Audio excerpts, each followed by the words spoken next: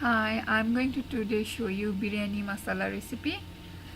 5 tablespoon cumin seed, 5 tablespoon coriander seed, half tablespoon black pepper, 25 to 30 white cardamom, 5 to 6 black cardamom, 12 to 15 cloves, 5 to 6 mace leaves, 2 nutmeg, remove the shell, 6 to 8 cinnamon stick, take 6 to 7 red chilli, 4 star anise, 4 bay leaves.